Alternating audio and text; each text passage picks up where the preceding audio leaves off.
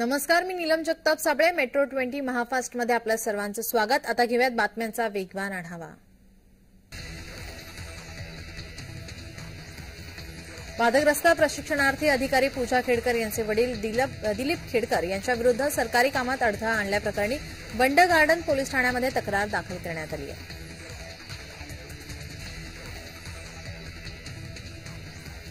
कोल्हापूर शहरामध्ये भीषण अग्नितांडव पाहायला मिळाले. या आगीमध्ये ऐतिहासिक संगीत सूर्य केशवराव भोसले नाट्यगृह जळून खाक झालंय. या नाट्यगृहाला 100 वर्षांपूर्वीची परंपरा आहे.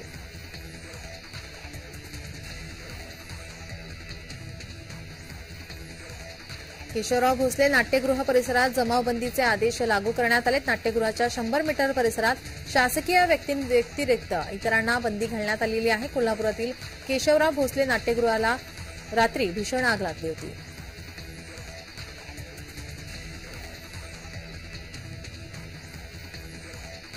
कोकणातील पहिले आयडियल सेंटर अर्थात फ्युचरिस्टिक क्लास माडखोल केंद्र शाळा नंबर 1 येथे साकारण्यात आला आहे. विद्यार्थी हाच केंद्रबिंदू मानून त्यांना आनंददायी कृतीयुक्त डिजिटल शिक्षण देण्यासाठी राज्याचे शालेय मंत्री दीपक केसरकर यांच्या संकल्पनेतून उभारलेल्या या फ्युचरिस्टिक क्लासचा शालेय शिक्षण मंत्री दीपक केसरकर यांच्या हस्ते शुभारंभ करण्यात आला.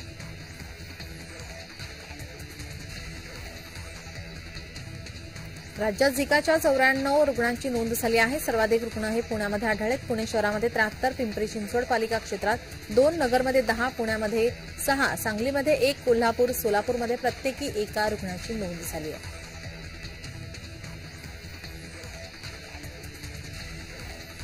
अकरावीच्या सामायिक प्रवेश प्रक्रियेच्या पहिल्या 3 फेऱ्या आणि नंतरची एक विशेष फेरी यानंतरही अद्याप कॉलेज प्रवेशासाठी चाचपणाऱ्या 72,368 विद्यार्थ्यांसाठी दुसऱ्या विशेष फेरीची प्रक्रिया सुरू झाली आहे.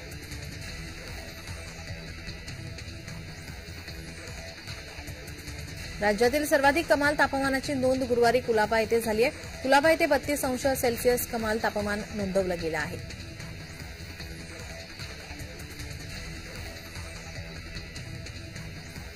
मुंबईत मोठ्या प्रमाणावर रस्ते नाल्यांमध्ये टाकले जाणारे प्लास्टिक हे पर्यावरणाच्या दृष्टीने घातक आहेत. पावसाळ्यामध्ये तुंबणाऱ्या पाण्याला कचऱ्यात टाकले जाणारे प्लास्टिक हेच कारणीभूत ठरत आहे. यामुळे आता पावसाळ्यामध्ये मुंबईत ठिकठिकाणी पाणी तुंबते. या घातक प्लास्टिक वापरावे आता प्रमाण कमी करावे यासाठी प्लास्टिक बंदीची घोषणा करण्यात आली आहे.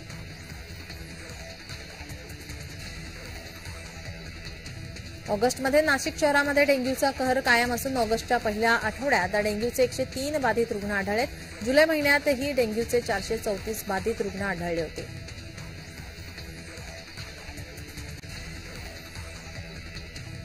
राज्य सरकारने पुण्यातील पूरग्रस्तांसाठी नुकसान भरपाईचे निकष शिथिल केले आहेत. मदतीची रक्कम प्रति कुटुंब 5,000 ऐवजी 10,000 रुपये इतकी केली आहे.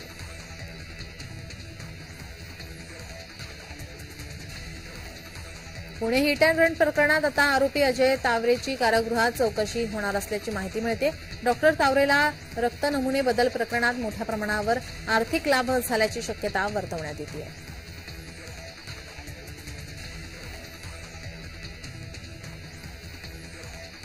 गणपतीसाठी कोकणात जाणाऱ्या प्रवाशांसाठी पुणे रेल्वे स्थानकातून विशेष रेल्वे गाड्यांचे नियोजन करण्यात आले.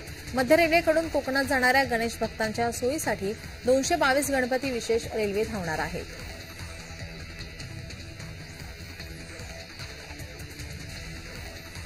नागपंचमीच्या निमित्ताने कणकवली येथील स्टोन आर्ट कलाकार सुमन दाभोलकर यांनी दगडावर नागदेवाचे चित्र साकारले आहे.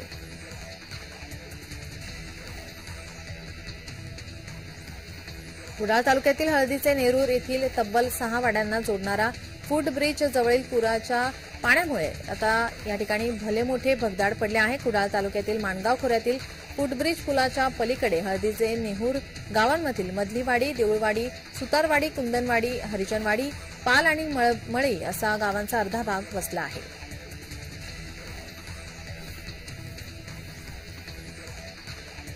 छत्रपती संभाजीनगर जिल्ह्यातील खुलताबाद पोलीस ठाण्याच्या हद्दीतील खिरडी या ठिकाणी एका मंगल कार्यालयात सुरू असलेल्या गुटखाच्या कारखान्यावर पोलिसांनी छापा टाकला.